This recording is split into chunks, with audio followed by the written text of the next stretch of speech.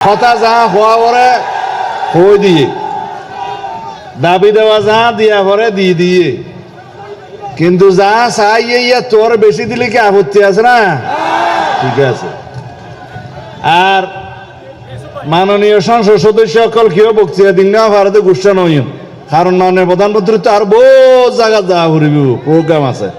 আইও কথা নহইতেও চাইলাম তে হদে তুমি সিডাঙ্গে মানুষ দুই নহইলে তুই তারা গুছো একথা লাই এডে পর্যটন স্পট কোয়াকা ভার পর্যটন স্পটও কি দেন না লবণের ন্যায্য মূল্য পাওয়া শুরু করছে ইনশাআল্লাহ। মাননীয় প্রধানমন্ত্রী অচিরেই ঘোষণা করিব ন্যূনতম দাম চাষি হলো 70 পাইব, আন্দাজ করি তেজ্য বাংলা। আচ্ছা,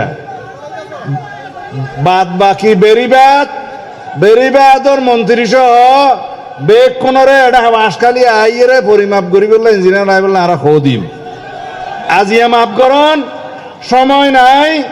বাঁশখালীর উন্নয়ন যা যা করা পরে মাননীয় প্রধানমন্ত্রী করিব।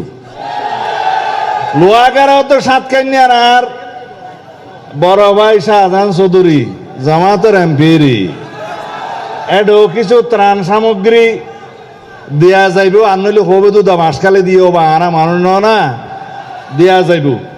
এটা বাঁশখালীর এমপি সাহেব আইসে এখন আর কোনো ভেদাভেদ নকরি ওবা এটা জামাত এমপি বলে কি মাননীয় প্রধানমন্ত্রী নয় না ত্রাণ সামগ্রী নদেন না। আর নেতা বাংলাদেশের মানবিক নেতা, গরিবের নেতা, এদেশের উন্নয়নের নেতা। ইনশাআল্লাহ কোনো বৈষম্য নহব। খুদা হাফেজ।